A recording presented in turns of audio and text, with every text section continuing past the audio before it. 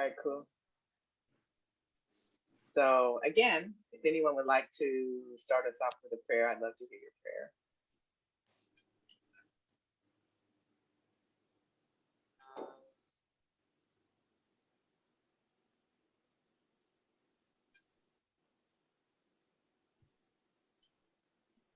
Oh, I don't have to hear it. You can just sit in it yourself. And we're just offering this this time, and I put that in quotes. We're offering this moment up to Spirit. And I don't know, I just really, again, just feel very grateful for this space and the opportunity and this transmission. So I don't want to take it for granted. The times that we're able to do this, I want to be fully present, offer that up to you with my gratitude, allowing my heart to be open to receive everything that's given in this moment.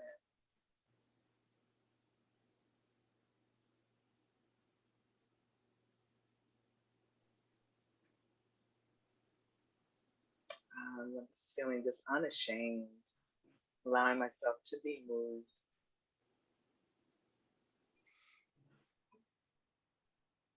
So I just thank you, Father.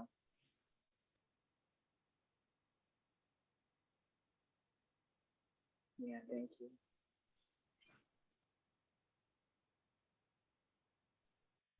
Amen.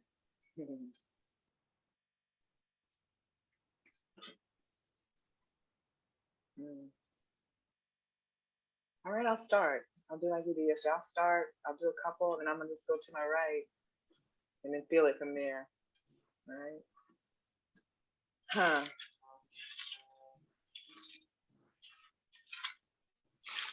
So again, we all know how to read. That's not what this is about. We're gonna receive this.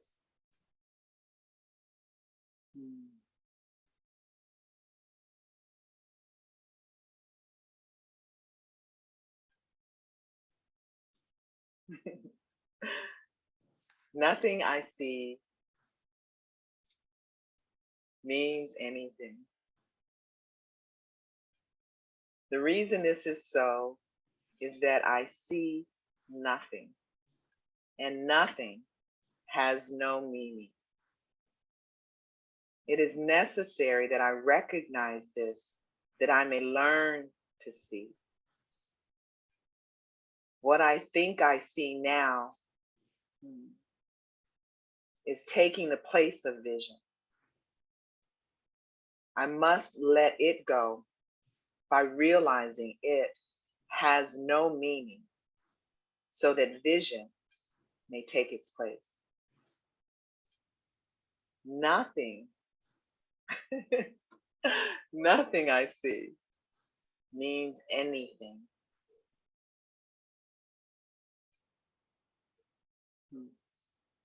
Yet.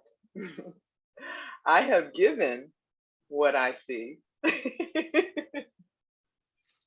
all the meaning it has for me. I have judged everything I look upon. I have judged everything I look upon. And it is this, and only this, I see. This is not vision. It is merely an illusion of reality because my judgments have been made quite apart from reality. I am willing to recognize the lack of validity in my judgments because I want to see. My judgments have hurt me, and I do not want to see according to them. I have given what I see all the meaning it has for me.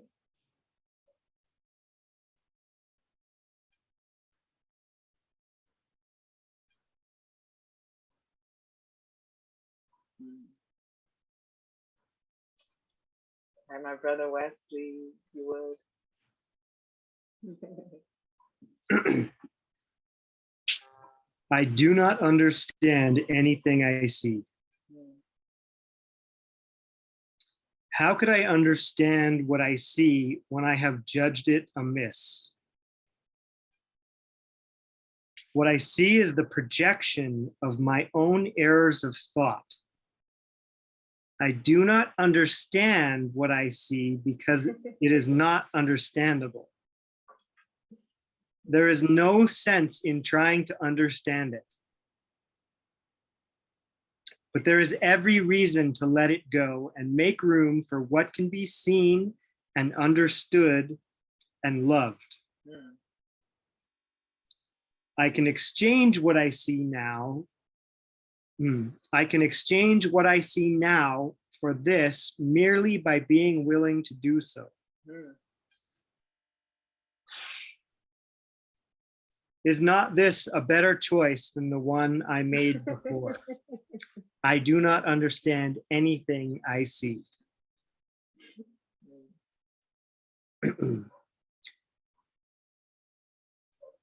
These thoughts do not mean anything.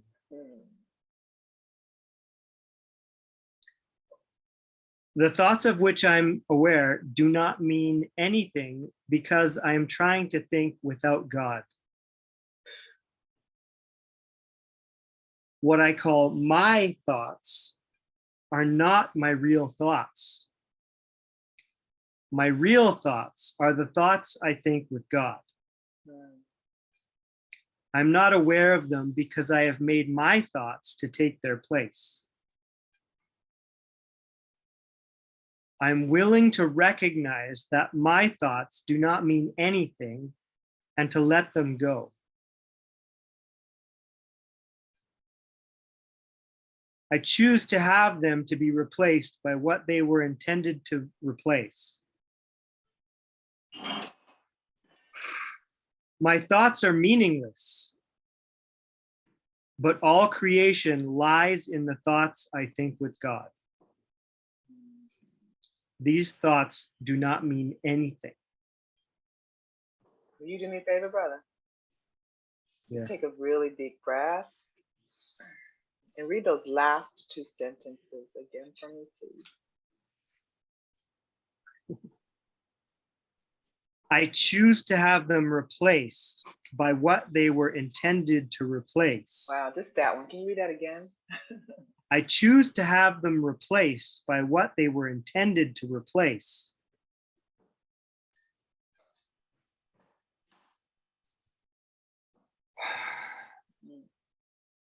My thoughts are meaningless, but all creation lies in the thoughts I think with God.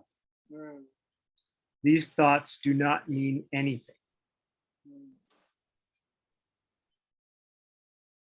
Thank you, brother. Thank you, Tina. I love that. I choose to have them be replaced. I choose to have them be replaced by what they were intended. Oh, man. To replace. Wow. Thank you, Wesley. Thank you. Heidi.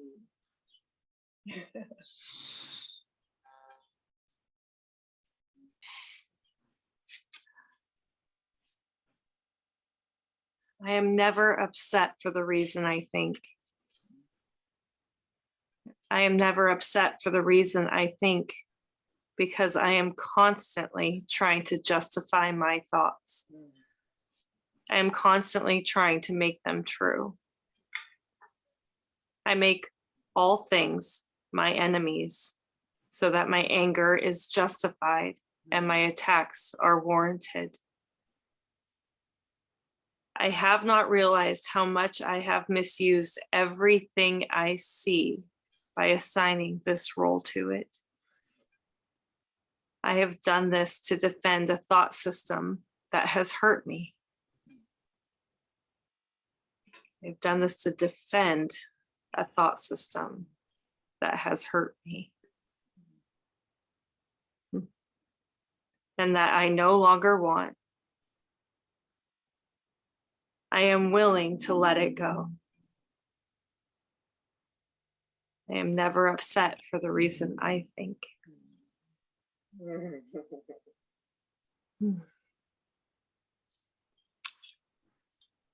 I am upset because I see what is not there. Reality is never frightening. It is impossible that it could upset me. Reality brings only perfect peace. When I am upset, it is always because I have replaced reality with illusions I made up. The illusions are upsetting because I have given them reality and thus regard reality as an illusion. Nothing in God's creation is affected in any way by this confusion of mine. I am always upset by nothing. Do another one.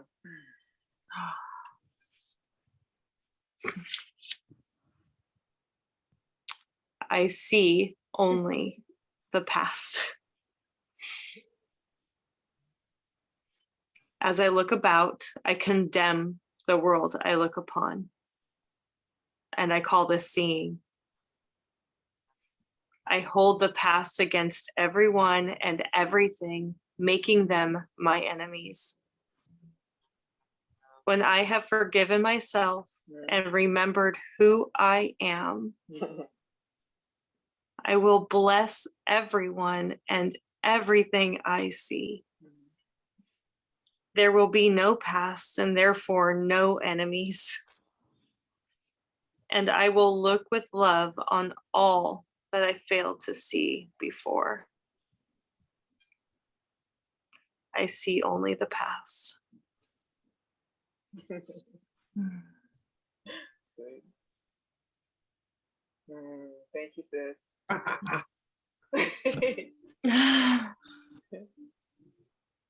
I'm gonna call Doug. Doug, you here, brother? You here? Here I am.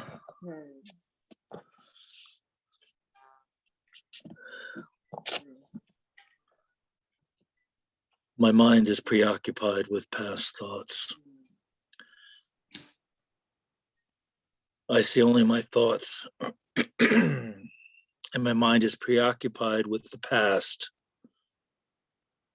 What then can I see as it is? Let me remember that I look to the past to prevent the present from dawning on my mind. Let me understand that I'm trying to use time against God. Let me learn to give the past away, realizing that in doing so, I'm giving up nothing. My mind is preoccupied with past thoughts.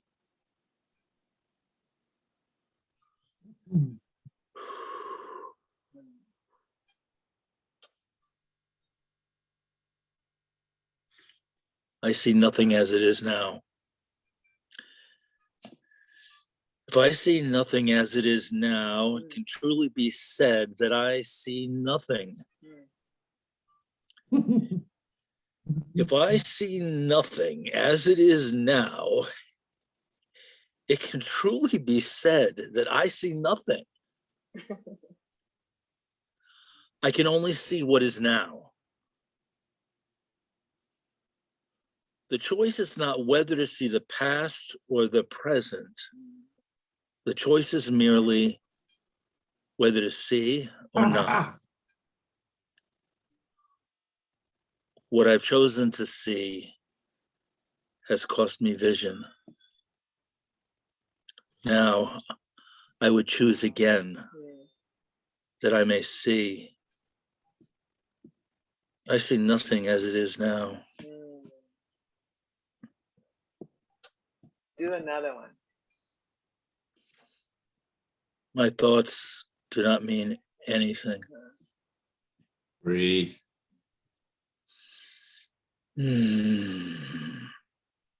I have no private Feel. thoughts. Feel, reach into it. You're not reading a lesson in a Zoom room. You're accepting salvation. Feel that. Feel it in the words, in the vibration. It's different. I have no private thoughts. Yet it is Yes. only private thoughts of which I am aware. What can these thoughts mean? They do not exist, so they mean nothing. Yet my mind is part of creation and part of its creator. Would I not rather join the of the universe than to obscure all that is mine with my pitiful and meaningless private thoughts? My thoughts don't mean anything. Do the next one.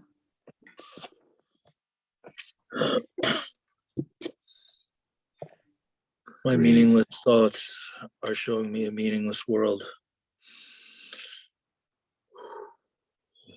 Since the thoughts of which I am aware do not mean anything, the world that pictures them can have no meaning. What is producing this world is insane, and so is what it produces. Reality is not insane, and I have real thoughts as well as insane ones. I can therefore see a real world if I look to my real thoughts as my guide for seeing. My meaningless thoughts are showing me a meaningless world.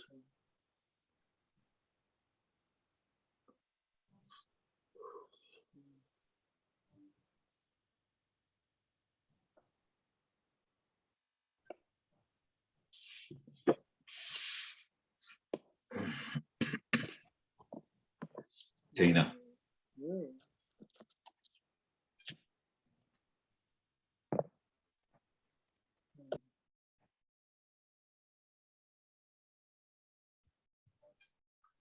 I am upset because I see a meaningless world.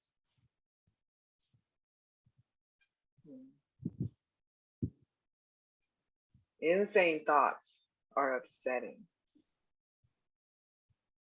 They produce a world in which there is no order anywhere.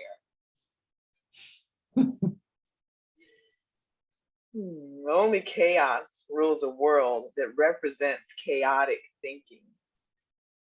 And chaos has no laws.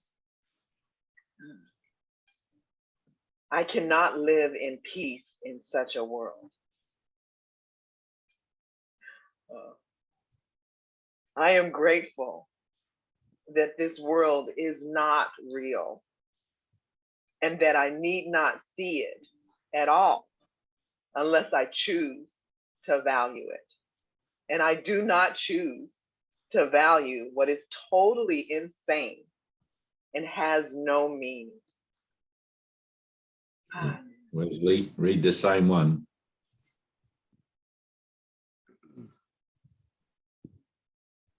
I am upset because I see a meaningless world. Insane thoughts are upsetting. They produce a world in which there is no order anywhere.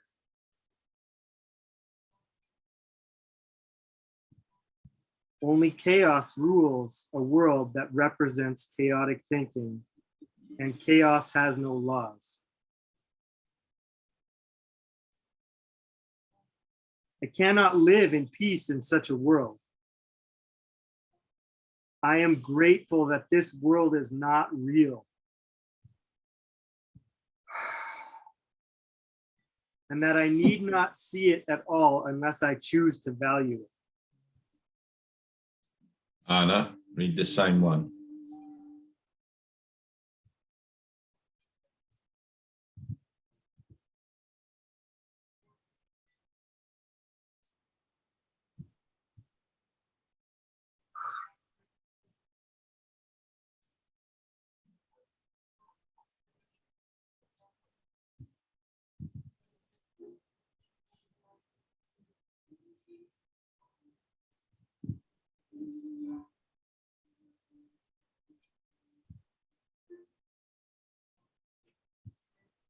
I'm upset because I see a meaningless world.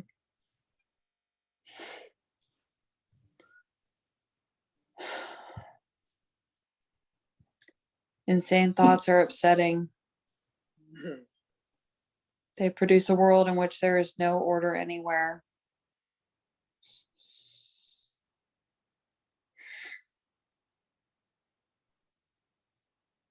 Only chaos rules a world that represents chaotic thinking, and chaos has no laws. I cannot live in peace in such a world.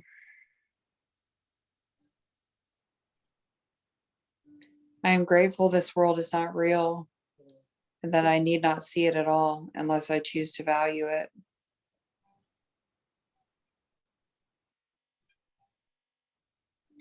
And I do not choose to value what is totally insane and has no meaning. Heidi, read the same one.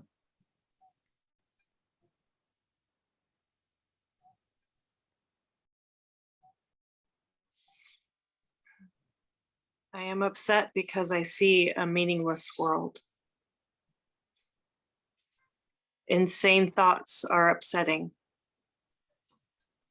They produce a world in which there is no order anywhere.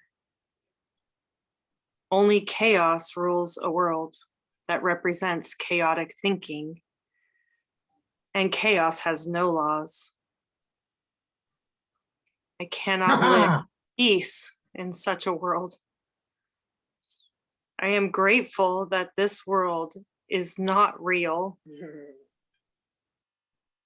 and that I need not see it at all unless I choose to value it. And I Good. do not choose to value what is totally insane and has no meaning.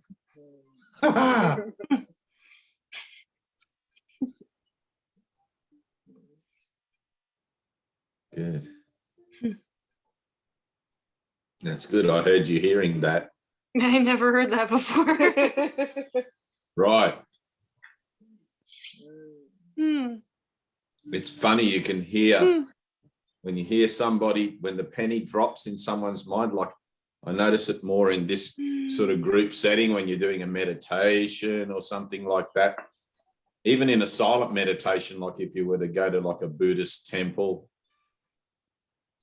something like that where you have to sit in silence, there's a moment where in the mind there's this little switch gets flipped. It's like where all of a sudden you're focusing on these concepts and these ideas that don't hail from time and space. They serve no purpose in time and space other than to help you bring about the threshold where you can enter into an experience of going beyond time and space in its entirety. Right? A total, true transcendental moment, out of the body, out of the world, no universe. Right? So when you're sitting with, like I went to Nantien Temple some time ago in, where is it, near Wollongong. And I wasn't allowed to sit with the monks because I was just like a day person. They have an area for day people. But I could feel them. I could feel all the lay preachers or the lay monks in there in the room, and they were perfectly silent. and the master was going around with the little stick, I think they call it the bow, and every now and again you just hear this whack across the back of somebody, and if you flinched or moved, you weren't meditating deep enough, you know. But I could feel there was a few guys, like you can never tell who, like whatever, but there's this connection. So like when you read this and I hear you hear it, I'm hearing that in my own mind as well, because we're connected at a level where the whole purpose is to join at that higher level. It's not about reading a lesson in a Zoom meeting or any of that stuff. It's like the whole purpose of these lessons is to purify the mind so that we can have a miracle, right? Jesus says, miracles, you're right, but purification is necessary first. Now, there's no sort of like 1 to 10 of when your purification's done, right? A miracle can happen at any single point, any tick of the clock, any moment of now that you enter into, right? Whether your mind is trained enough to be able to maintain an integrity to what that miracle reveals to you, that's a matter for the purification. That's a matter for the transformation and how you go along in this. Like it says in the course, you have to overlearn this course to learn it, right? And I remember reading from the ACIMs, the book of the ACIMs, where they were talking about the miracles Jesus did and how some of the guys that he would heal would relapse back into their illness or their sickness later on. Right? Their minds weren't prepared to be able to hold. They were still polluting their own water, you know. So, but through that purification process that we're undergoing now, you're going to have these moments called holy instants where for a second you hear yourself hear something, but it's like it's not you hearing it. It's like there's a whole higher thing going on. It's like a little tiny twitch in the mind. It's like there's a little, like bing, a little light bulb goes on. It's not even a light bulb, but it's like a little, you just hear it. It's like, bang, I heard that, right? And it's like, wow, how did I hear that? What was that just happened in my mind? The words you're reading are nothing to do with it. They're just an excuse to get you to be still for a second and focus on something that actually has your best interests at heart. Right? But there's something that occurs in your mind. It's like Jesus says, the miracle itself is unimportant. It's where it comes from that matters, right? Truth is true, nothing else matters. The miracle is completely unimportant. Right? Its source is what matters. So it's like you could read the Bible and you could say, well, Jesus put hands on the leper and, you know, he was healed, and the man with the withered hand and he was healed, and all of that. It's like, that's just the show. That's just how it shows up in the form. That's just how it shows up here in the temporal, you know, the observation deck. But how did that happen? That power that enabled that to occur is what's important. And that's where it happens in the mind. So when we join in our light session later on, and we're entering into a moment where for a second, through my mind training, I'm going to put aside the idea that because I did this lesson, something happened, or because I read this and I heard something there. It wasn't the hearing. It's your mind waking up, right? It's one mind waking up. You're tapping into it. You're starting to tap into it. So you read these things and you go, holy cow, I just heard that. It dropped in, right? That's a miracle. It's a miracle anyone can hear this. Most of the world's still out there, you know, like, hang on, there's money to be made here, you know, or there's mountains to climb. It's like nobody wants really salvation. But it's like in that moment where you hear it, let me get my glasses, in that moment where you hear it, it's like there's treasure added onto your chest. It's like, I heard something there. It's the first time, like you said, that's the first time I feel I've ever read that. Even though you've read it plenty of times before as an idea of memory, I feel like that's the first time I read it, right? Because it is. That place where it is the first time you read it is the threshold of jumping off into the holy instant, right? The fact that you stopped for a second to analyze it and look at it and say, that's the first time I ever read it, stopped you from going into the threshold, over the threshold. But it doesn't matter. It's like think of your mind as having like a back door. for a second you heard something, right, which is the same as you going, hey, there's a back door back here. The fact that you said, hey, there's a back door back here, stopped you from going through the back door. Right? There's always the observation, always the association with something that's going on in the mind, the ego mind, that part of the mind that's trying to verify the cause and effect relationship you seem to be in, is always looking for an excuse to try and reel you back in.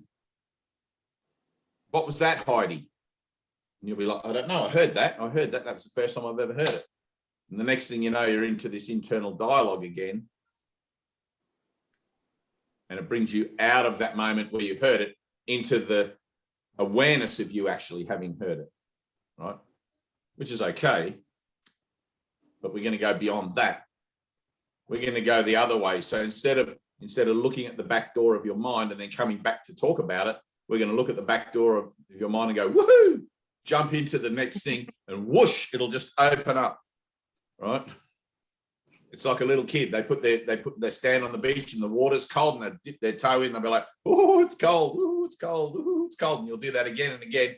And then in one moment, you'll just be like, I'm going in, right? But you've just realized that you've heard something for the first time. That's a good thing. It was 8 months before I heard lesson number 1, nothing I see means anything. And all of a sudden it was as if a curtain parted in my mind. And it's like the awareness of what that actually meant. I heard it. It doesn't mean anything, even though I'd read it again and again and again. So that's a good thing. It's like you're in a process that's divine. It's like Ted used to say, you can't fuck this up. You can't get it wrong. You know, the fix is in. That's what he used to say. The fix is in. And it's true. The fix is in. All you got to do is keep turning up. Keep turning up. Keep doing your lesson. Hang around the barbershop. You're going to get a haircut. All of those sorts of old sayings that people say. Look at your hair, Tina. That's like getting massive. How does your hair grow so quick? You were like bald last week nearly. This little... What do black women call that when they do that? I'm like an avocado. What's that? Huh? I'm like the avocado plant. Yeah, kind of. There's a name for it. We get some shows, well, we get a lot of American shows actually, but we get some shows about black culture or African American culture, you know, whatever over there. And there's all these, yeah, and women with their hair. It's like, I don't know what it is. There seems to be this massive thing about don't touch my fro, you know. Don't touch my fro, yeah. Right, exactly. It's a whole .com, yeah. Right, there's a whole history around something to do. I don't understand it, but anyway, I know that it's there because I see it on TV. So. Yeah, because it may or may not be real. You know, so it's like, don't touch it because it may or may not be, but right. But nothing's real. Nothing I see means anything.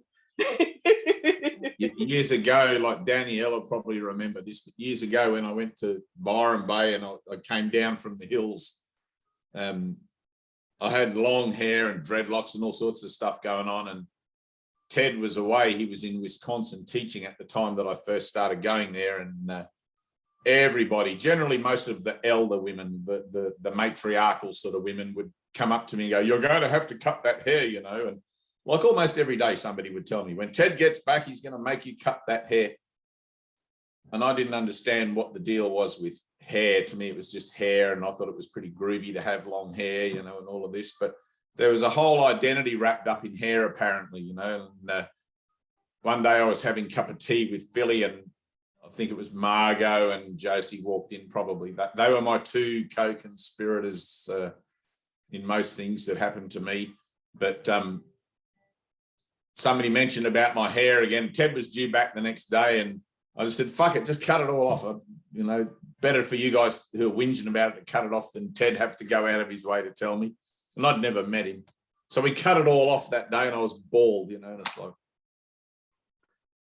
I didn't have any incredible release about it or anything like that. It was just, you know, I don't think I was really attached to it, but who knows? There was a bit of a story, but you know. You remember you also cut other people's hair? Oh yeah, I still do that. Yeah. If Tina came here, I'd shave her head. No, when I was kid, my family would always straighten my hair. That's the story. Has to be straight. Has to be straight.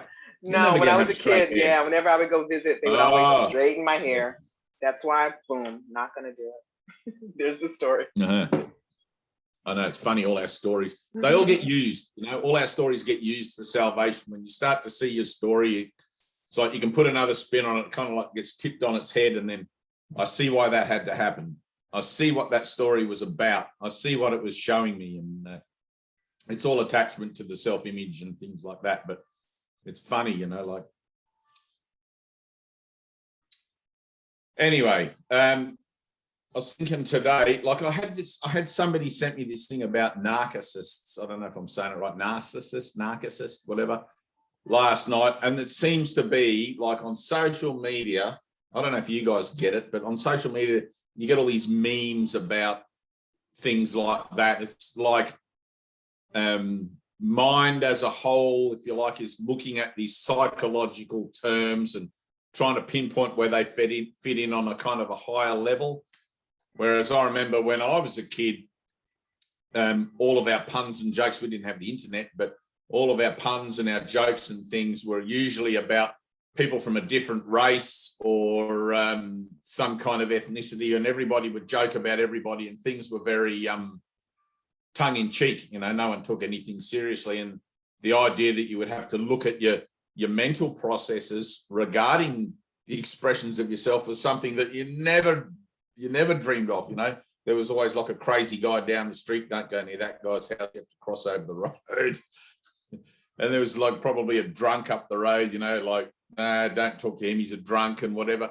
But we didn't have all these profound sort of psychological references that seem to be showing up in the dream at the moment, like narcissist and gas lamper and all these other things that people are putting out there. And so last night somebody sent me a thing of, I mean, they're just young kids really in their teens and early 20s, making these little videos for what's that called? TikTok, for TikTok and things like that. And they're doing just crazy shit, like what kids do, right? Pulling faces and dancing around and singing to songs and stuff like that. And there's a guy doing a narrative over the top of the whole thing. And he's really like lampooning them, you know, like, look at these crazy people. What do they think they're doing? And like really making it out that they've got some kind of mental problem and calling them all sorts of stuff. And I'm looking at the whole idea of how crazy these kids are because of what he's saying, right? Because of the narration that's going on with it. And I'm looking at the thing and I'm trying to figure out in my mind what's so crazy that he's seeing happening that they're doing. And there was a few things, like there was one girl posing in front of oncoming traffic. I mean, that's kind of silly, but in general, it was just kids having fun, really. And so I sat with it for a minute, and I think I posted the thing on my oh, you can't scroll down on here, on my Facebook page anyway. And I sat with it, and I put it up on my Facebook page for comment, because I really couldn't find anything. And I thought if I put this out there as a kind of declaration, then mind is going to reflect back to me my ideas about whatever this is, right? Because I'm not separate from anything. So I put this post up, and sure enough, I got 3 or 4 comments that came back, and they're all fairly easygoing, and nothing really, like I didn't get triggered, right? But I'm in the awareness that nothing comes to me unbidden. Right? Nothing ever gets presented to me unless there's an opportunity for forgiveness, healing, whatever. And I guess I'm kind of used to looking at those opportunities as being prompted by a reaction, right? Prompted by some sort of either resistance or adoration, some sort of emotional back and forth, you know, and you realize that you're caught up in the dream again. But I couldn't really find anything with this thing, and I slept on it all night. And then this morning I woke up, and it was like, I think I was awake at 4 o'clock, and I did a little in the bed video. I was in bed. And after I finished that video, I tried to go back to sleep, and then it just dawned on me what it was in that video. It was the narrator right? So the narrator is casting judgment on all of these kids. And it's like, that's my mind. My mind narrates everything, right? And it's me that either chooses to listen to it or not, right? So whilst I'm busy on the physical plane examining the images and the people and the situations and whatever, trying to work out what's crazy, not crazy, the whole thing, there's this voice in the background of this video clip, the narrator saying, these people are crazy.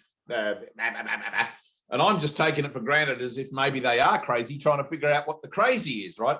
And it's exactly the same thing going on as 24/7 daily living in the dream, right? It's so funny. And I couldn't pick it up at first. I had to just let it go, let it sit there for a minute and just let it come to me what it was to me, right? And when I saw it, I started laughing and laughing and laughing. And I thought, this is crazy. This is just my mind. This is a perfect snapshot example of the ego loving to speak first and interpret everything, keeping me convinced that the dream is actually reality, right? That the images and the people are my brothers and they're doing things and this should happen and that shouldn't happen.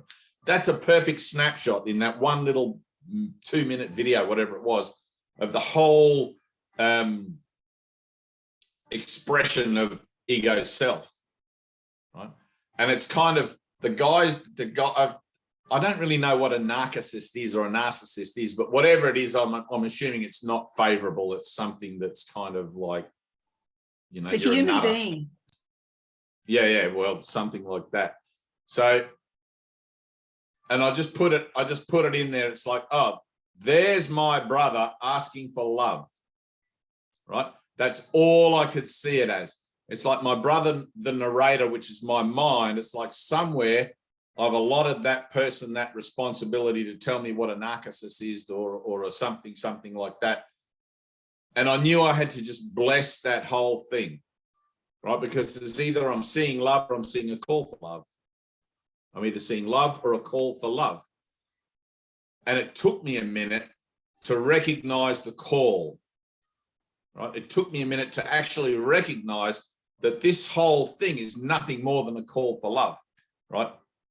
In me, because my brother is playing a part for me. So I had to forgive myself for asking that brother to play that part for me and to be able to let it go in my mind. And then that filters out automatically into the dreamscape of things to be picked up in time and space where it's needed miraculously. And there's not even any need for me to know about that, right? But it's like I'm seeing the images and the figures in my dream, not as separate from me as just images in a dream. There is no world, so it doesn't matter. But images separate from me in a dream being presented so that I can heal my mind of that idea of separation. Can you hear that? Does that make sense? So like they show up and they say whatever they say. It actually doesn't matter what they are saying. It's all nothing, right? Nothing I see means anything. Nothing I hear means anything. But I have to give it specifics. Right, I have to let it be what it is and let it say what it says and include it in and accept it in as if it was actually what it's saying it is. Right? Because somewhere in my mind, I have a reference for it that I've ascribed, that I've projected out, and it's playing the part. Right? It's like I'm Quentin Tarantino and I've written the script and that guy's playing the part of that particular actor saying those lines. And I forgot I wrote the script, but now I'm looking at it going, oh, yeah, that's right. Those are not really cool lines now because I've changed my mind about the script. But I see that I wrote the old script. Right. So I'm just going to erase that with the help of the Holy Spirit. And we'll just let something else happen there. I don't know what. I'll just let God take care of that as well. Right? Let that be a miracle. So I just thought it was cool. So if you want to go on that, if you go on my Facebook page and have a look at that video, man, I laughed and laughed and laughed. It was just like, how much more obvious can it be? Like sometimes I really need a good slap in the face, you know, like, and I was watching Puppet G. Do you guys get Puppet G over there in America? Right. So I was watching Puppet G. Teeny Hill like this one where he's talking about yoga teachers need a good punch in the face. I thought you could do that to your yoga teacher. Go up and give him a good punch in the face. Puppet G told me to do it. It's all right as long as it doesn't seem to be your own idea. You know, you can always blame someone else. I'm the yoga teacher. Oh, you're the yoga teacher. I didn't know that. Yes. Oh, we should do a class with you. No punching. Hey, Puppet G said so. Hey, a lot of people use that as an excuse. I mean, the Crusades, you know, the Pope said we should go to the Holy Lands and rape, pillage, and plunder, and, you know, kill everybody. It's like, how does that alleviate you from responsibility of actually doing that? You know, you can't turn up to heaven and suddenly tell Jesus someone else told you to do something. You got to take total responsibility, Heidi. Total responsibility. I'm the dreamer of my dream, right? So I'm all the narcissists there are, and all the, you know, like if I'm one with everything, I'm the narcissist, and I'm also the whatever the subject of the narcissism, or whatever you would call it. I don't even know the terminology for it, but it's funny. So you just own everything. So being awake in the dream really is a posture of mind where you're just completely in that singular, this is my dream, I'm owning it, and you're waiting for those moments that really kind of make you want to do this. And it's obvious because you'll get the result of it, like in this energy, you'll get the result of it straight away.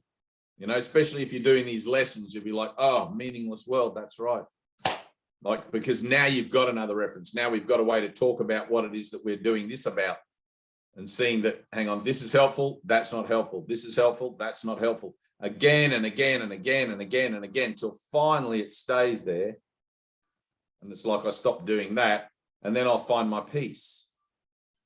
You know, my peace, you know, you can look pretty funny walking around the shopping center with your finger on your nose, but, you know, metaphorically, do that.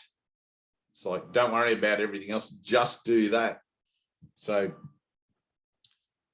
I thought that was a pretty cool little thing. I couldn't stop laughing for ages. And, the narrator. And you'll notice as you do these lessons, and as you get more into not so much reading them and studying them, but as you get into the application, because everything happens in the application. You can read this book till the cows come home and nothing will change, right? You have to apply it.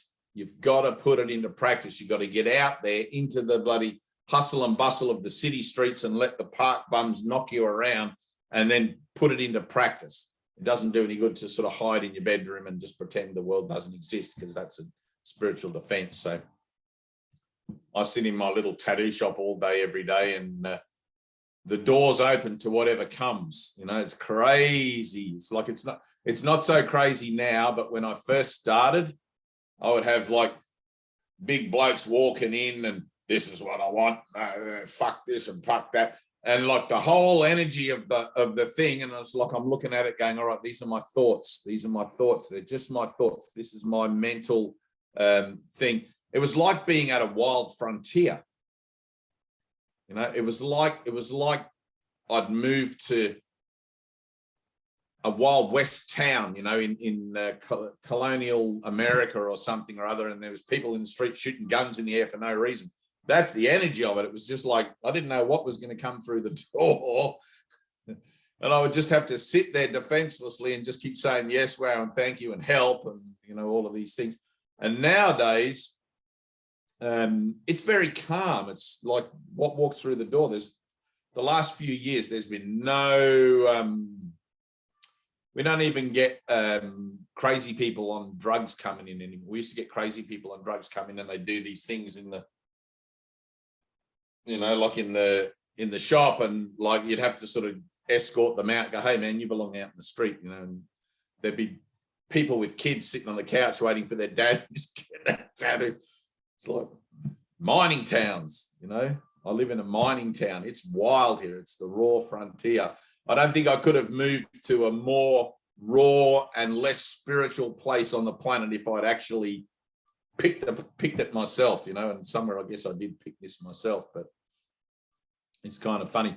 And then when we first came here, right, this is transition of mind. When Rosie and I first moved here, I don't think there was anyone, you know, you pick up the back of the paper and there's like all what everybody does, clairvoyance and healers and massage and all of that, and the brothels and all of that. There was only the brothels.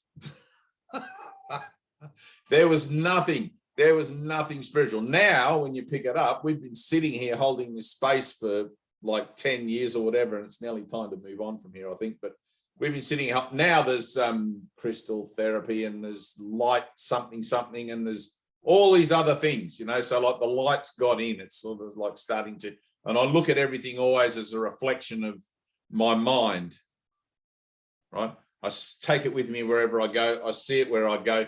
And if I'm consciously looking at the activity of my mind in any given situation, whether it's on a global level or in my own personal relationships, I'll see it transform, right? Because there is only mind waking up. You only got to be still for a second and let it happen wherever you are, and it will happen automatically because God works through you. Okay? It's not me and Rosie doing anything particularly here. In the appearance, it seems like we're opening a healing center and an avatar, and people come and they do all sorts of workshops and different stuff. But it's always that we're providing a space for God to flow. That's it. And that space occurs because we join together in a single decision, right? Salvation is joining. It doesn't matter what the decision is. You could open a motorcycle shop, or you could open a music store and sell guitars and drums, or whatever. Two people come together for any given situation, any given purpose. That purpose becomes divine because it's an idea of joining rather than separating, right? It doesn't matter what level that happens at.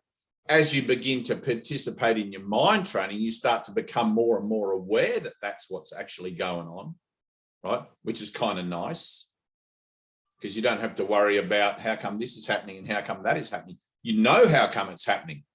It's because you're in a process. I'm in a process. I see that something happened that I reacted to, and now down the track, whatever, I've processed it through using these principles and applying this idea of forgiveness, and now it's changed, right? And it's like you'll have a moment where you realize, I didn't even notice that I haven't been reacting to it. You know, you'll have these moments, Heidi, where all of a sudden you'll be like, I just heard that, right? It'll be the same in all your relationships. You'll be looking at relationships and be like, wow, that person's bad habit hasn't pissed me off for ages. I did the process. I forgave myself for the judgment about it. And then boom. It's in the little things and the big things. It's in the little things and the big things.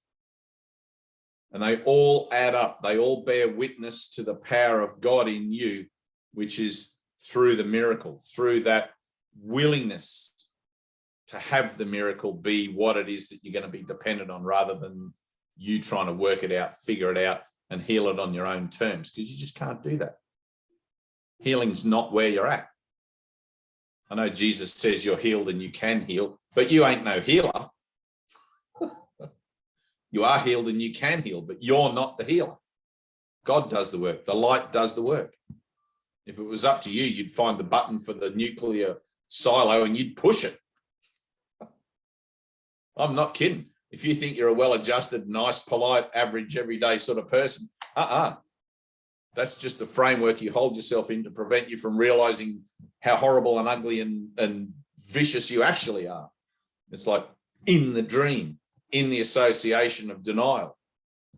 It's not your reality, but it's, you know, you get your back against the wall up tight enough and you'll push that red button. So fuck it. If I'm going, you're going.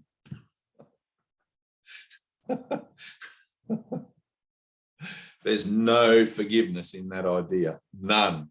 Right? Jesus had to get in here like from on high, come down into the body and go through this whole growth process of being a little boy and growing up, learning carpentry, until he finally realized, hang on a minute, I've got a different purpose. I'm here to bring forgiveness. Prior to that, it was eye for an eye. You do something to me, I'm getting you back. I don't care how long it takes, you know, unless you pay me 10 goats or something. You slept with my wife, you owe me 10 goats. That's true, isn't it, Danny? It's true. That's like, I remember in Papua New Guinea, that was the way things were. If you 10 slept with goats will someone, never be enough. no, 10 goats will never be enough. There's not enough Nah, goats in they all the won't do universe. 1,000, 100,000. No, 100,000 will never be goats. enough. Hell of a bar mitzvah, though. Anyway, right, who's got anything? I've just had someone else around here all morning. We've been doing here and now. So I'm kind of ready for a bit of a nap. We've got a light session here tomorrow. We've got a bunch of people turning up for that, so that'll be interesting. We haven't done one for a couple of weeks. It's been so rainy, everybody around here's bogged. I live out in the country and dirt road, and nobody wants to drive up to my house from the city because their cars get covered in mud. It's like, how much is salvation worth? Oh, yeah, but not if I have to wash my car. I remember when this was offered to me, man, I would have gone to the ends of the earth for it. I knew how valuable. I couldn't hear it, but I could hear it, like I couldn't really, I didn't know what I was really getting into, but I knew there was something. I just had to have it. I couldn't not turn up. So, even though many times I wish maybe that I hadn't have turned up, but those are only passing mirages. How you going, Doug? What's happening in your version of the dream, which is my version of the dream? Well, I thought I was doing pretty good. And the past couple of days, two recurring thoughts and associated feelings that I've had over the years, really two very difficult ones have both come right around me. And so I was telling Tina that besides the lesson work and reading it, the work that we do here is a wonderful foundation. So, you come back into my mind, and the work we've done comes back into my body and mind. And so the past couple of days, I've just been throwing myself at it and just say, let me move through this, thank you. And, fuck it, I cannot take it anymore, and work this through me. And in kind of a challenging way, it's like, I'm fucking take me now, because this is too much. And then I think letting that emotion out, kind of trying to give myself, or being in that moment of light and being in the moment to let it be, I think has provided some relief. That's where I'm at. That's cool. You'll see how the relief is when in the next time it comes around again. If it comes around again, you'll see your reaction to it. If it's the same level of intensity. Right. I've had things like that have been really intense. Like I used to focus fully on my suicidal thoughts, and they used to trouble me greatly. Thoughts of suicide and just ending it all, because I couldn't take the emptiness anymore. And there was moments where I would ask for help, and then over the years, those thoughts, and it really is years, right? Over the years, those thoughts have become less and less in intensity, where now I'm laughing at them as an idea of escape, as an idea of how to deal with my problems, as I become more and more capable, I guess, of handing those problems over to God, because it's only ever the one problem showing up in, multiple ways. But there's been definite times where I would look at those ideas and go, oh man, this used to really upset me when these thoughts would pop into my head. I'd have a difficult situation out there in the world or something that I didn't understand. And my ego voice, that voice in my head would instantly be, you can just kill yourself.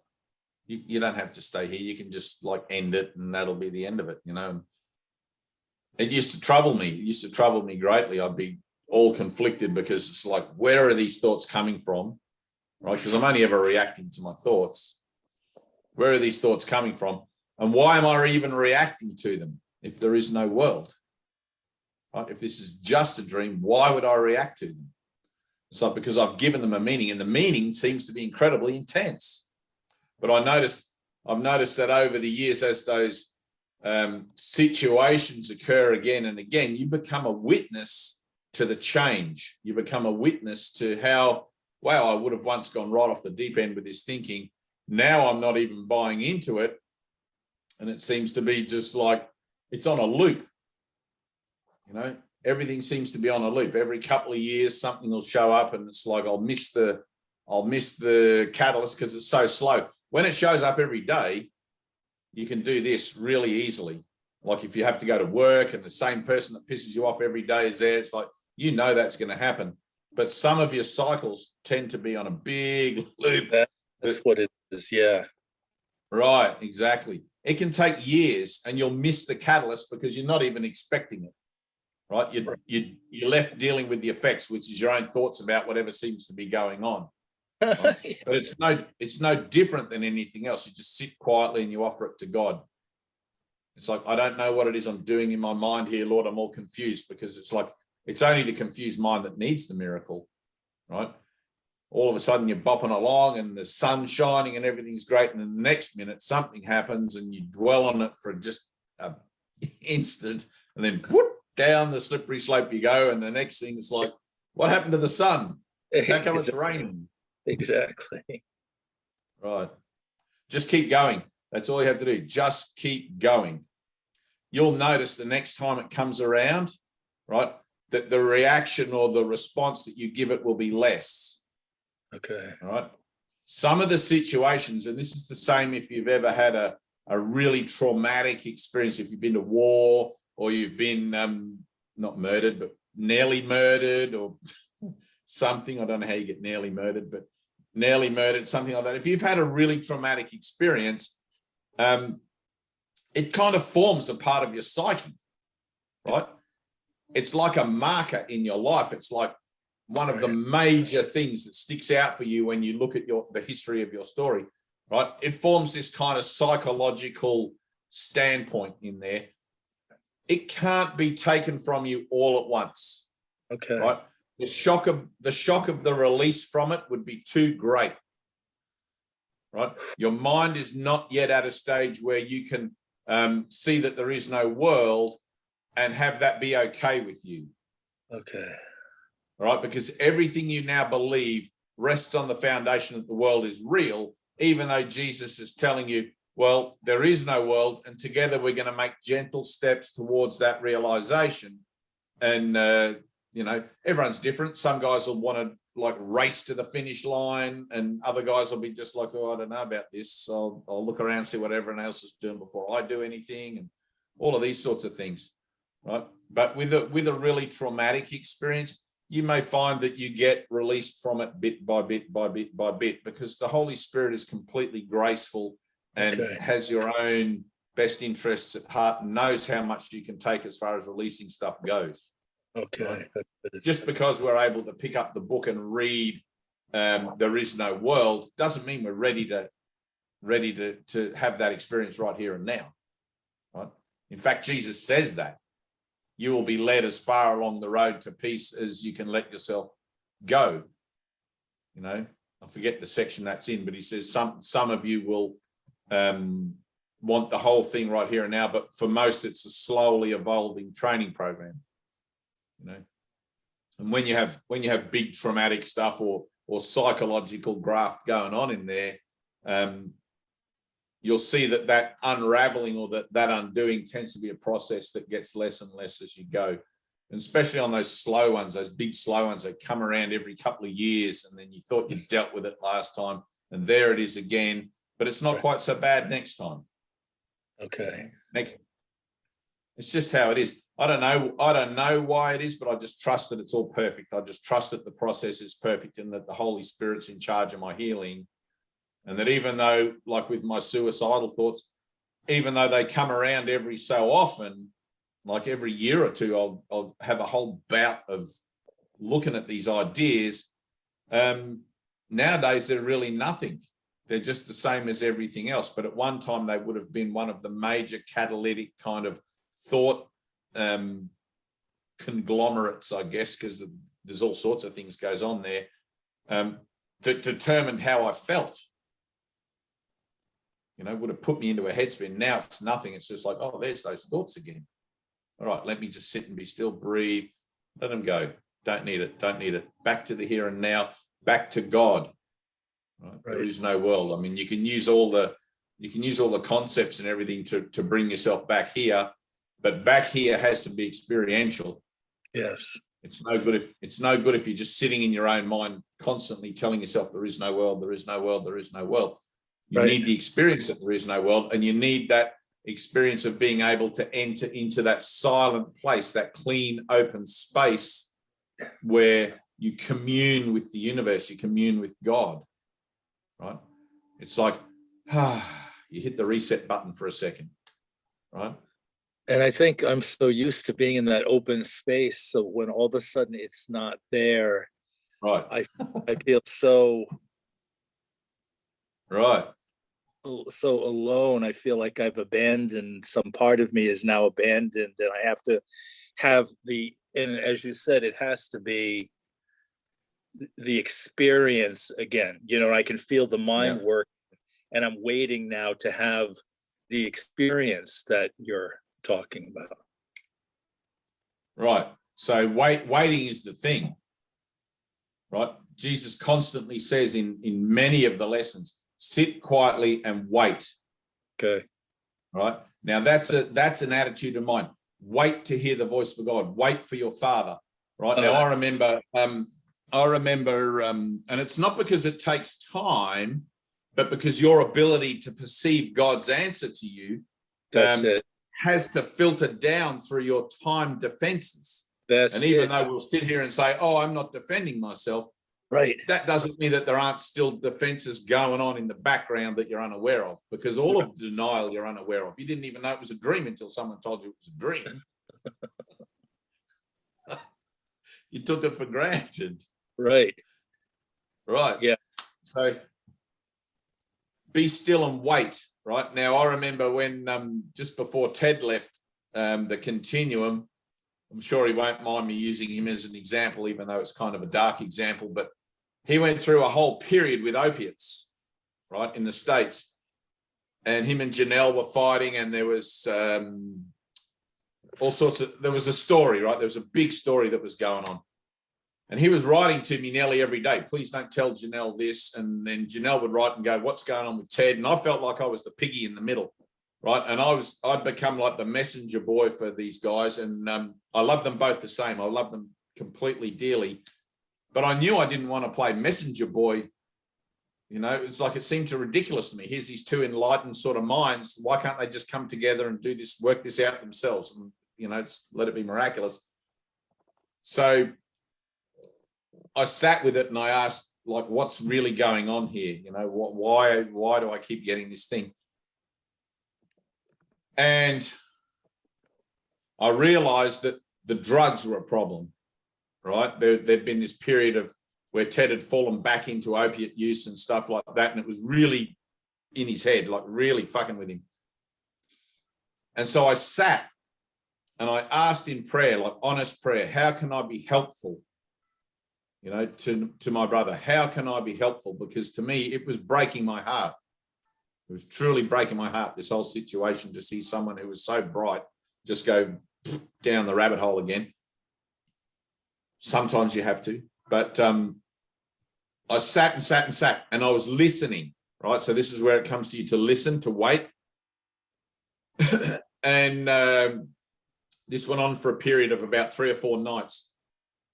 On the second night, I think, I heard someone speak to me and said, you'll have to listen for 8 minutes. Right? That was all it said. 8 minutes. And I was just listening for a few minutes, listening quietly, because sometimes when I sit and listen, I get that. I get like this little kind of energetic pulse in my head, and it breaks my concentration from listening. It's just like pointless. The next night I sat and listened for 8 minutes, right? I didn't set a watch or a clock or anything. I just sat and forced myself to listen, to focus. I don't think I'd ever focused so hard in all my life on anything. And I heard the words like butyl oxycombitran or something. I knew it was a medical thing, right? And I immediately went to Google and Googled it up. And it was a bridging drug to get people off opiates, right? And I wrote to Annie, because I wasn't talking to Ted anymore. I'd broken off conversation. I wrote to Annie and I said, Annie, I've just heard this. This is for Ted. Can you pass this on to him, please? And I don't know whether she did or she didn't. But anyway, it got me out of that situation. Neither of them started speaking to me again. And like I just gave the whole thing to God, and I passed on the message I was given to pass on. And that relieved me from the, like, automatically. Wow. I didn't even have to tell either of them that I wasn't interested in being the guy in the middle. Yeah. It just happened automatically. Yes. That's it. Ted made a recovery from his side trip back into addiction for a second. Janelle got on with her own thing, and everything seemed to sort itself out. Right. It's just, but at 1 minute, for a second, it was thick and it was heavy, and it was just like, what do I do? I can't get out of this situation. I love both of these guys. I want to help them both. And the whole, you know,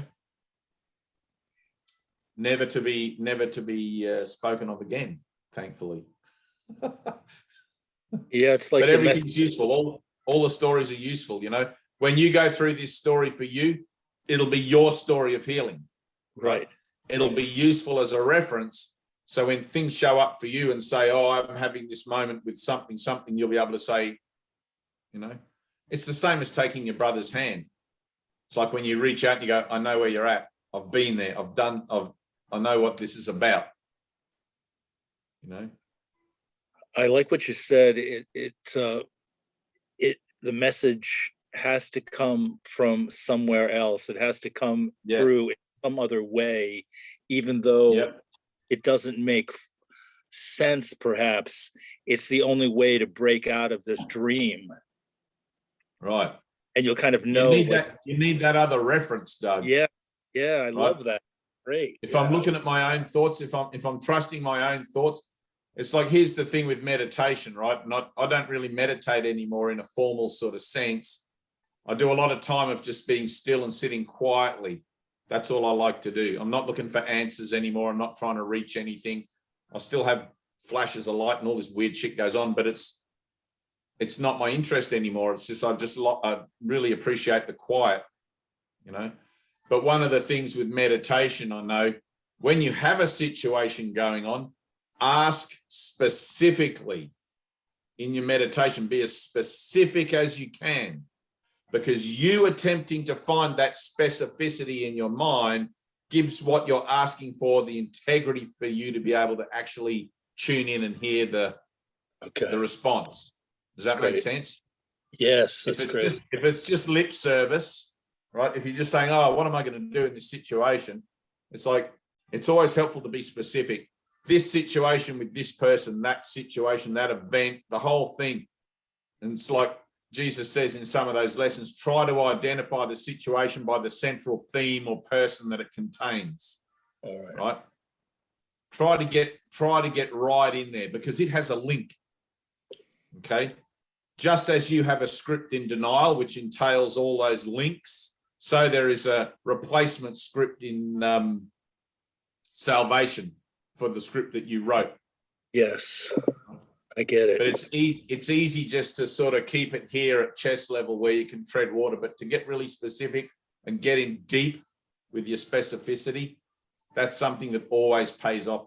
I've always heard in my meditation, I've always heard a response when I've been specific, like really specific. You get right into it. If you ask a question, and it's just kind of loosely formed in your mind, the answer comes back to you in a loosely kind of way. And you're like, I heard something. Sometimes it just feels like static. You hear this sort of like, blah, blah, blah, blah, and you go, what was that? I heard something. Right? Mhm. But the Holy Spirit will speak to you clearly in direct response to your willingness to hear. And that goes from the integrity of the heart with being specific and all of that sort of stuff. How do I ask the question? You know, it's like, let me be specific. Let me be right down into the bloody nitty-gritty of my question here. And sometimes that takes a minute. Sometimes you can't even find the question to ask. You got to sit still and let it come to you. What do I need to ask for in my meditation here? What is it that I'm trying to approach? What is it that I'm trying to formulate as a way of expressing something to the Holy Spirit so that when he speaks to me, I'll know that we're on the same page about it? You know?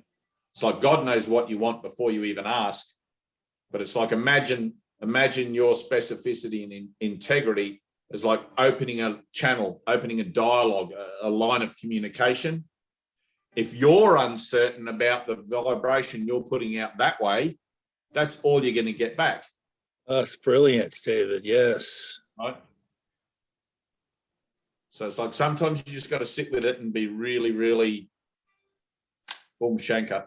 It's like so many times I've got up from my prayers and thought, nah, that was no good. That was just rubbish. And then sometimes you get up from your prayers and you go, wow, that was powerful. And you just know it. You just know it. You just feel it. That was a good prayer. I meant that. I totally meant that. You know, sometimes you just like, yeah, I could have prayed deeper on that. Could have put more integrity and heart into it. You know, it's got to come from the heart, but it's all about prayer. Who we got there? Pam. Hey, what's going on? What are you eating?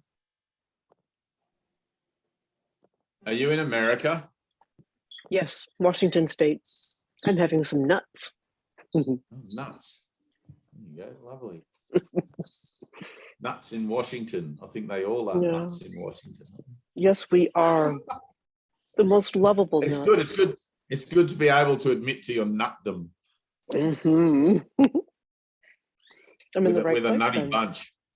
I am. Well, welcome. I'm in the right welcome. place. Thank you. You are in the right place. The inmates are running the asylum and we're having a great time. We're letting everybody thank you. out now. Wesley and Angie, what's going on? Angie looks tired. Yeah, Is it late where you are? Angie's got some pain in her eye. Oh, She's keep just been your laying- eyes closed. Yeah. Yeah. And I don't know, I feel better now. I felt pretty groggy for the first part of the session. Like, I don't know if something was coming up or what, but I feel like something cleared up. I got up and I got a drink and now I feel more clear and present. Good. You should start to feel better as you go along. It's like involving yourself in anything to do with salvation is designed to make you feel better. If you get involved in something to do with salvation, you feel worse, then maybe try something else. Ultimately, you're learning to stay in that feeling better for yourself, though. Like, you don't need me telling you anything. So it's like those moments where you feel like I was half groggy, I was feeling groggy, and then now I'm feeling better. Like, recognize that groggy for a second and consciously choose. You know, groggy may not be enough of a prompt. Maybe like a migraine or something where you just can't ignore it. That would be a decent prompt. But it's like we're learning to look at all of those ideas of dis-ease or ill ease or grogginess or anything like that as opportunities, you know, to practice what we preach and to sort of put it into, you know, it's one thing to have a release from something because it suddenly you're in a atmosphere where everything's okay, but as long as it doesn't become dependent upon being in that particular atmosphere, you know what I mean? Mm-hmm. Yeah. You should be able to carry the light with you wherever you go, everywhere you go, not have to be dependent upon being in a Zoom meeting or doing your lessons or any of that sort of stuff. Not saying that you are, I'm just sort of putting it out there as that idea. But I used to like going to session. Right? I used to feel good when I was in session because everybody there was all of the same mind and we were all trying to do the same thing. And it felt good to have this kind of sense of solidarity, and all of a sudden all of the troubles of the world, that whatever I was thinking about didn't matter because we were doing a light session, or we were doing listening to TED or something going on, having lunch. And then when I went back out into my world, of course, everything was just like the regular stuff. And it took a while to learn to carry what was the purpose of me being at the healing center, to actually carry that also into as purpose into my regular life as well, so that I didn't feel groggy wherever I went, so that I kept myself awake in the dream, right? Which is why I'm always telling you guys, you got to activate yourselves.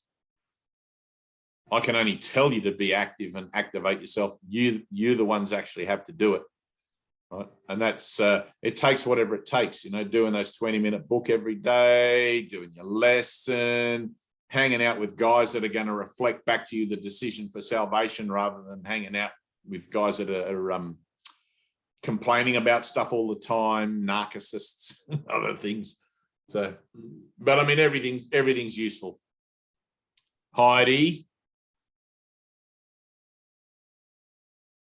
you have the light coming in on you. Look at that. You look divine. There's like a whole Mother Mary. Oh, the light there. I keep moving. I know. Look, you're moving all over the place. It's like you're on one of those Pilates balls or something. Yeah, no, it's glorious. It's coming in now, but I liked what you were saying about what you're putting out and not having it be so vague. That really connected with my. It just, yeah. It was very much like that's a lot of where I'm at, where I have a very, like, I'm almost afraid to ask for anything specific. I'm afraid to like say I even know anything, to say I Right. know, even ask for anything. Right. Does You're that not make afraid. You're terrified. sense? Yeah. You're actually terrified. It's like you're coming to a point of realizing that I'm afraid to ask for love, right? Because you think you've done something against love. This is all going on in unawareness. I think I've actually denied God's love, which is impossible, right? But because you think you've denied it, somewhere in your mind, it's like, you know, when you're reading that lesson before and you heard it, it's like, that's the first time I read that. It's like, there's a place in you where you hear that you don't want God in the same way. It's like, oh my God, I don't want God. All this time I've been reading this book, telling God that I love him and everything, and I actually don't, right? Those blocks, those penny drop moments, or ring past knots that Ted used to call them, ring past knots, they're in you. And as you approach one, you start to react to it, right? As you get closer to a block, or as you get closer to a moment of release, you start to react to it. And you'll say things exactly like what you said. I'm afraid to ask for stuff specifically because it doesn't matter what the because is for. It's the fact that if you could hear yourself, oh, I'm afraid to ask for stuff. It's like, holy cow, if God is love, why would I be afraid to ask for stuff specifically or non-specifically? Right? It's because somewhere I don't want healing. Somewhere in my mind, I don't want peace. I don't want God's love. And if I was to have a moment of direct union with God, or a moment of God's love that I couldn't deny, it would fall into contrast with everything else that I believe about myself that I'm trying to not look at. Does that make sense? Everything else that you've got hidden in unawareness that supports your posture for being afraid to ask for stuff, you would have to then look at that, right?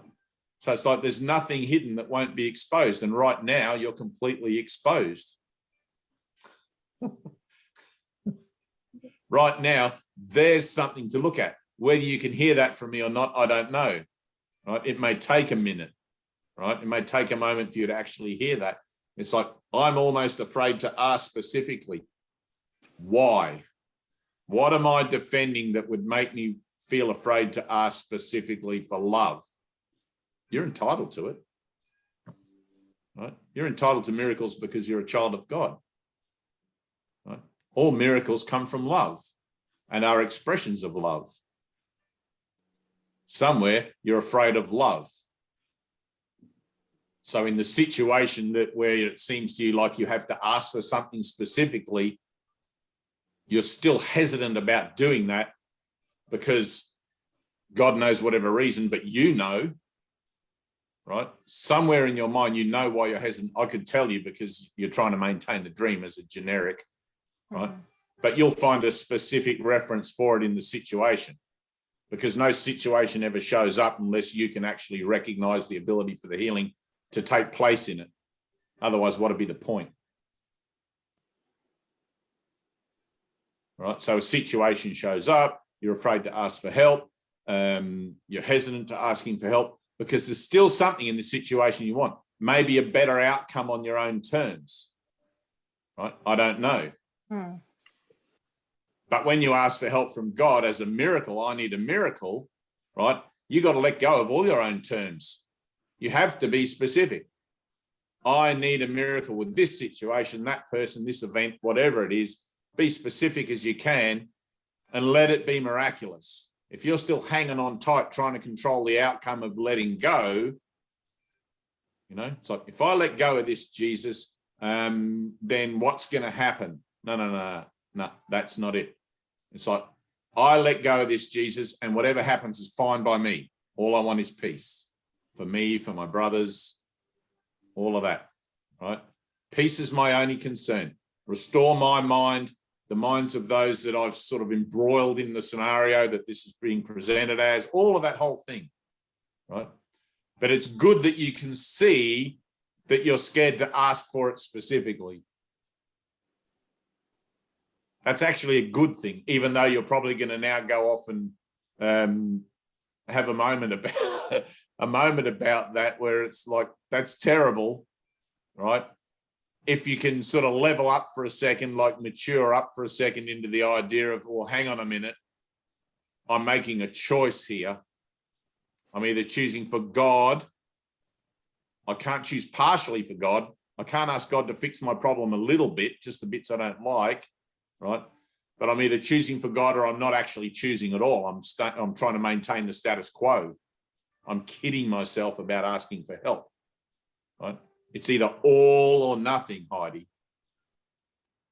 If you can see that you're afraid almost to be so specific, it can only be because of what you think the outcome is going to be, because you already know that God doesn't fail.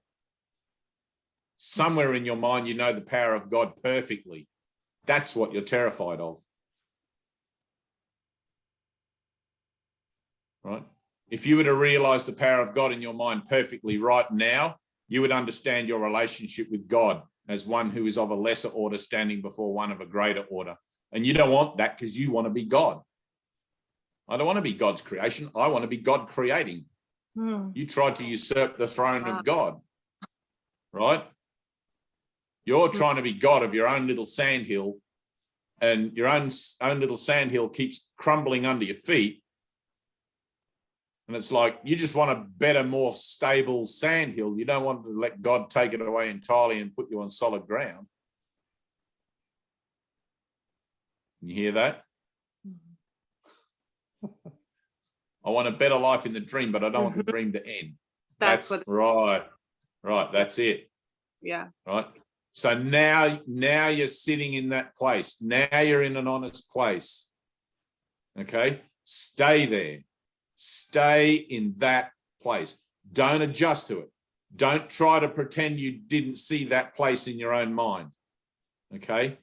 Sit with it and let it brew, let it fester, let it do whatever until you feel that integrity to ask specifically for help. Okay. And that's a good place to be, even though it's going to feel uncomfortable and ugly and horrible, and you're going to have to look at all that fearful emotionality and all of that crap, right? It's actually a good place to be. It's a point of transition. It's a point of healing. It's like from there, the miracle is yours. From there, you're entitled to it. From there, anything is possible. Right? Just don't try to decide what that's going to look like.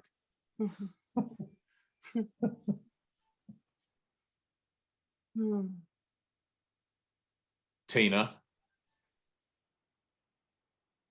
how's your week been? How's our avocado tree? I feel like it's our surrogate child. It's really good. I'm gonna send you a picture. It's like leaves, and it's really good. Really? Yes.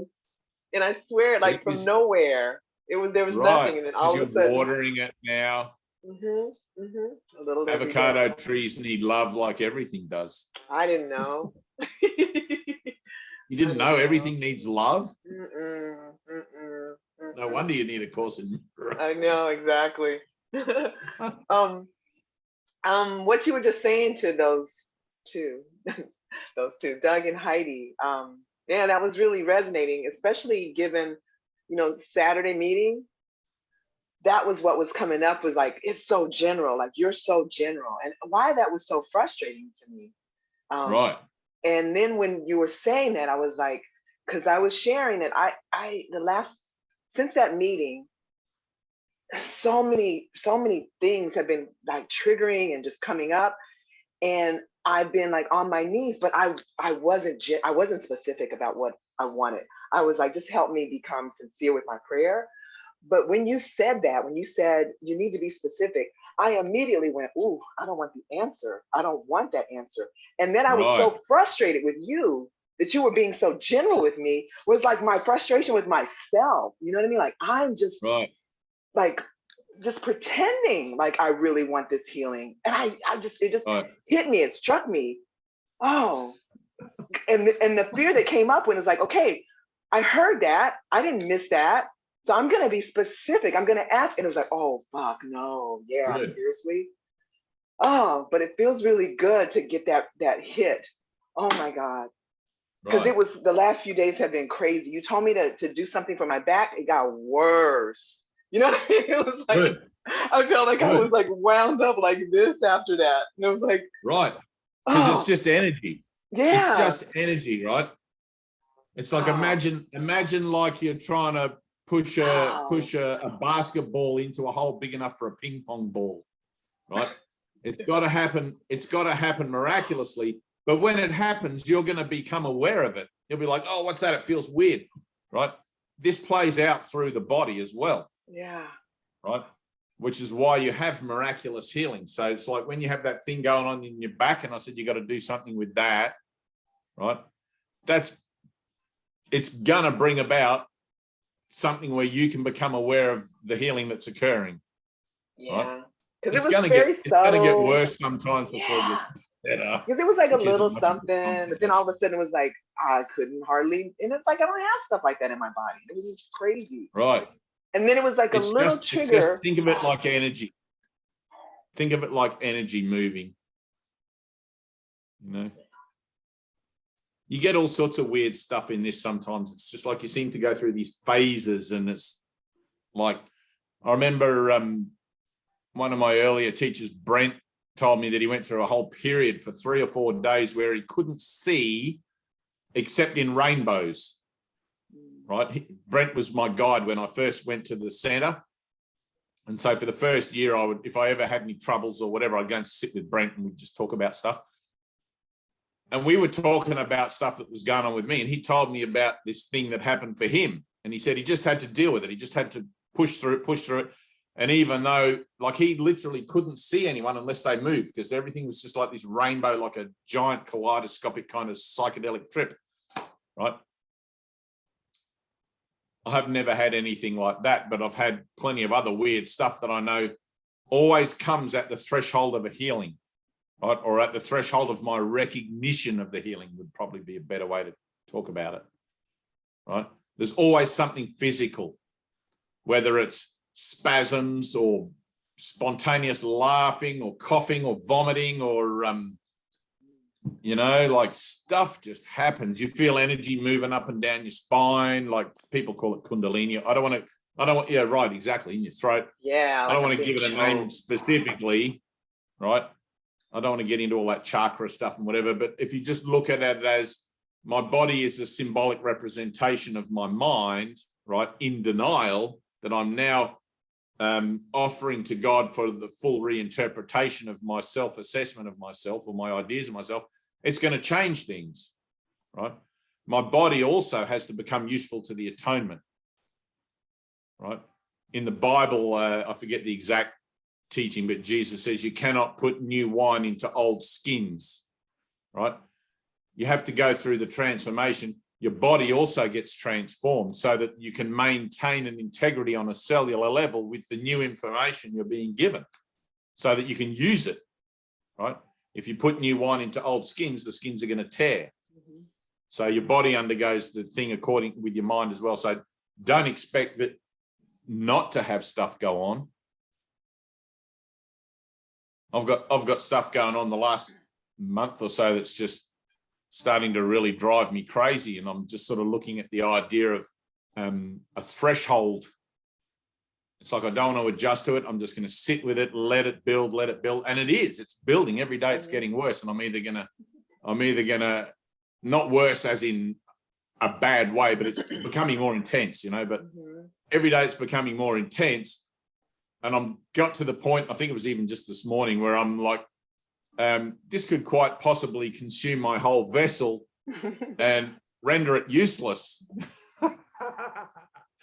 And I'm okay with that, right? It's a funny idea. And every day my body feels more and more numb. Even my face, I can't feel any, you know, like it's just like, what the hell's going on? But it's just energy, right? My hands, my feet, my knees, everything's just numb as can be. If I got hit by a car right now, I don't think I'd feel a thing.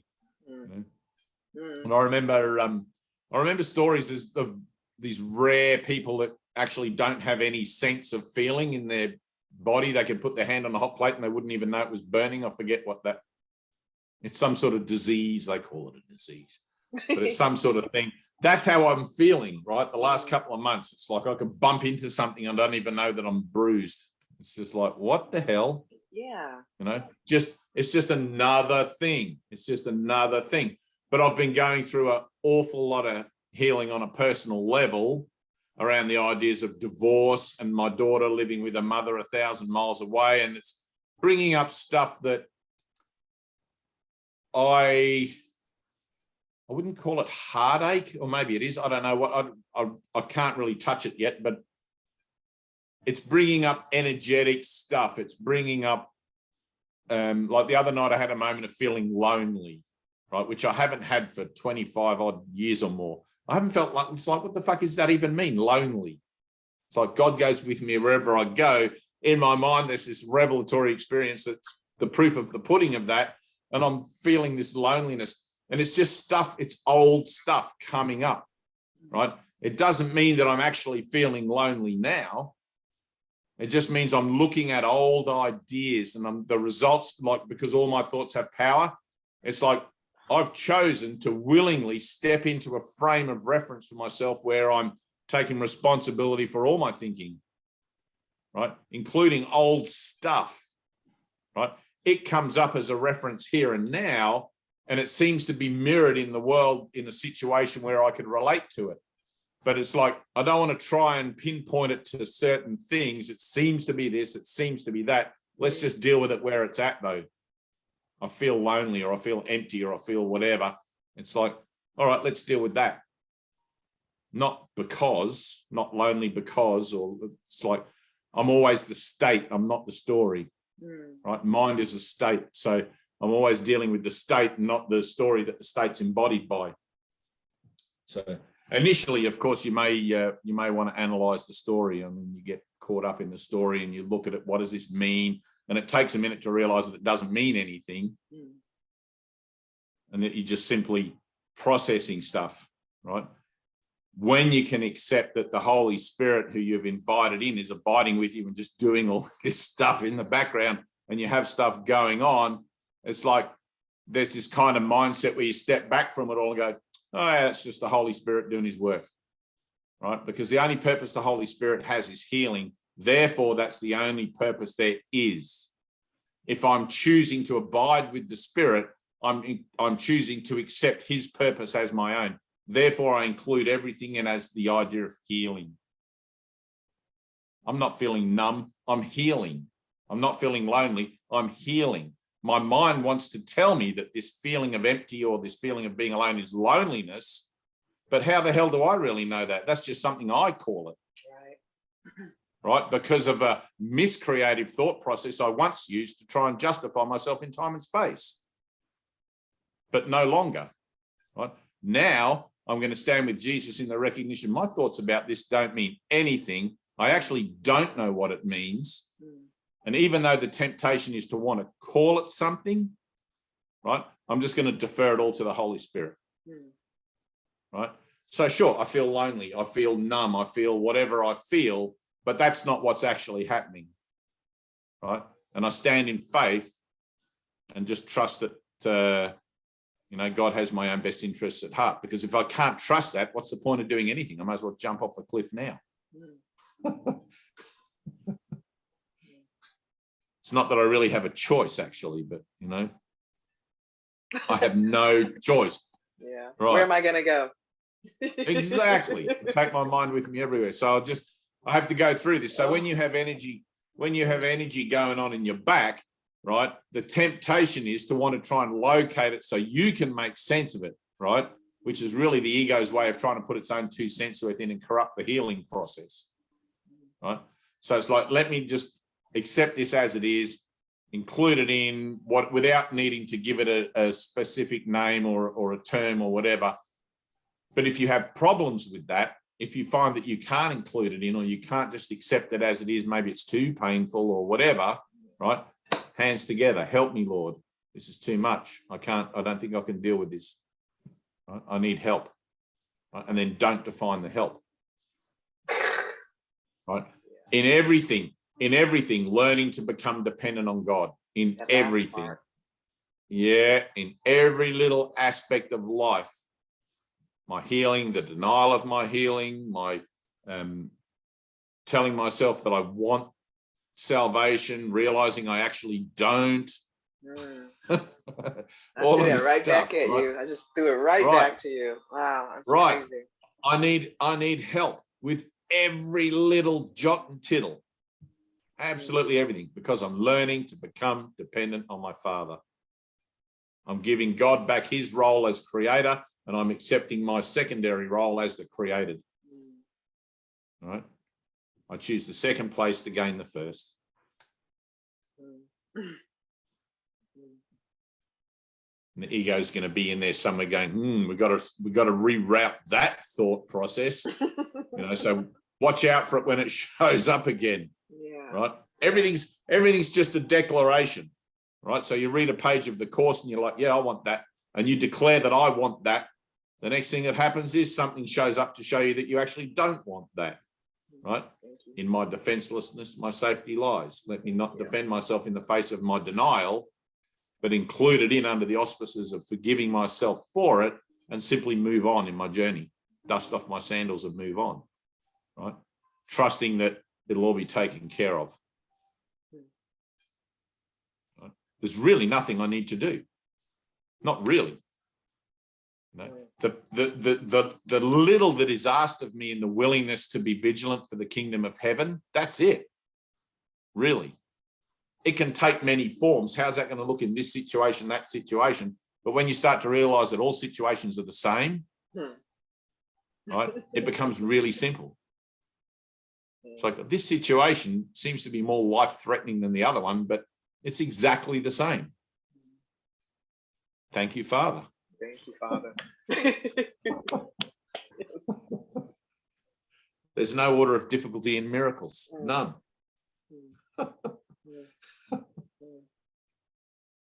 Right. It's only ever me that gets in the way. It's only ever me that doesn't want the miracle. No matter how much I stamp my fist on the desk and I want a miracle, I want a miracle. No, you don't.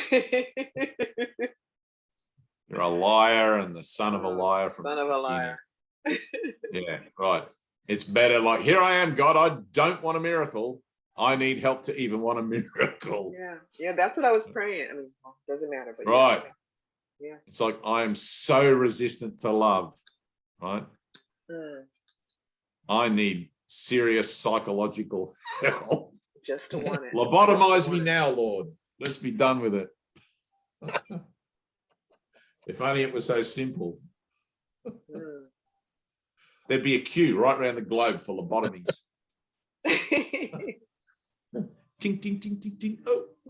Yeah. Danny, how you going? I feel like I don't need to ask you anything. I know that you're perfect, and Well, yes. I just like to say hi. Well, hi. No, I got plenty I could say. Go I on, got spit plenty. it out if you want to. I got plenty I could say. Well, Go it's for it. raining. It's raining, you know, and 5, It's 6 raining? months. It's raining. And 5, 6 months ago, I would have loved being here sitting in the rain, listening to the rain on the tin roof. But since we got flooded and it hasn't stopped raining, like rain is such a deep trigger. You know, and yeah, I mean, so much of what you've been saying, and this little sand hill, you know, yeah, it's huge. This idea of losing a home and being evacuated with an aging partner who can sometimes hardly move.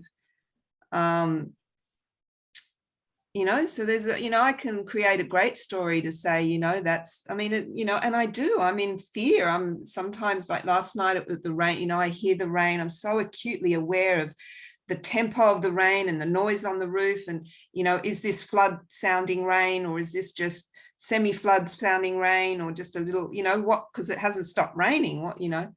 So yeah, that's my story. My newest. That's like a fear of loss or something. Hey? A fear of loss or something like that. Yeah. Yeah, fear of having to move, a fear of unknown, where would we stay, loss of house, loss of just energy, you know, but how the F do I know what anything's for? You know, it may be my greatest awakening if it happens. It may be, you know, so what do I know? So in the meantime, it's raining. I get to sit here, join with you guys.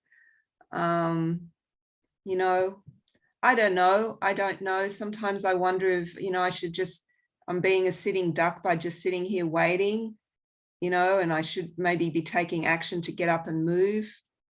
But, you know, that's just too hard, even trying to think about that or decide that. So just God show me.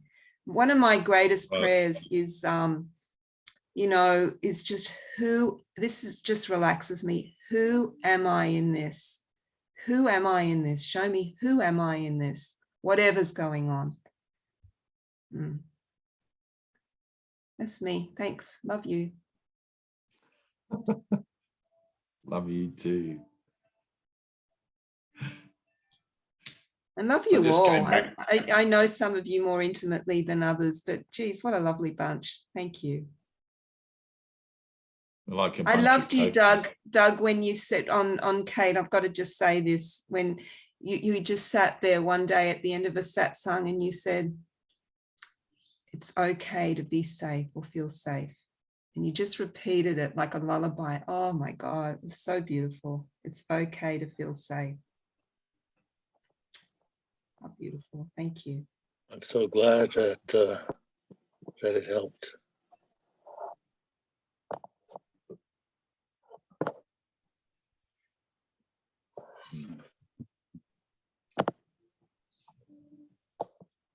How's your eye, Angie?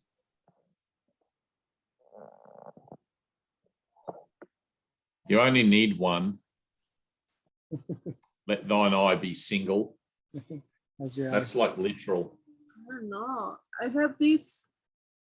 Don't rub it. Don't rub it. Like have like 2 years ago in my eyes, but now have pain, and now have pain. I don't know, this is for the same thing or for something different that come out in my mind. It's like all healing, remember? Let it be healing. Yeah, It's painful and You have two ways. You have two ways to look at it. One is that something's wrong, and the other one is that something's right. One is that it's not miraculous, and the other that it is miraculous. Okay? Let it be miraculous. And hold yourself accountable if you find thoughts in your mind that cause you to worry and be concerned about it. Offer those to God. Even a little thing like there's something in my eye. It doesn't matter what it is. A splinter in my toe, anything that causes me to lose my peace of mind. It's a suitable subject for applying the principles. Anything. So looks fine to me. Looks like the healing is happening. Things like 2 years, so no have problem, no pain, no feel nothing bad, but Good. now feel pain. I don't know what's going on. All right. Let's breathe. It feels pretty good. This whole bunch of us all feels pretty good today, actually. It's like it feels sort of like there's nobody out there about to commit hurry or anything like that. So close your eyes, sit comfortably. Heidi, sit up straight. We're gonna push Heidi today, okay? You've seen something already in there. I mean, not just because I say so, but because somewhere if you can recognize it in your mind, let's push with a little integrity. All right. And that always comes from a passion. That always comes from a passionate place in you. It's like, I need a miracle. All right. That integrity for the miracle, that integrity for passion of the heart rather than just doing it in your head. You got to feel it. You got to feel that you want a miracle. You got to feel that you're going to God with all of this stuff. Right? Even if that feeling feels like you're false, even if that feeling feels like you're being half-hearted or whatever you've got, just go into it, right? I can't tell you how to feel, but if you're not feeling it, you're not really in touch with it, because you can convince yourself in your head that you're okay when you're not, right? Anyone can do that. A 10-year-old kid can tell, no, I'm okay, right? But when you're in touch with how you feel about it, you can't lie to yourself about that. You feel a certain way, right? Let's feel.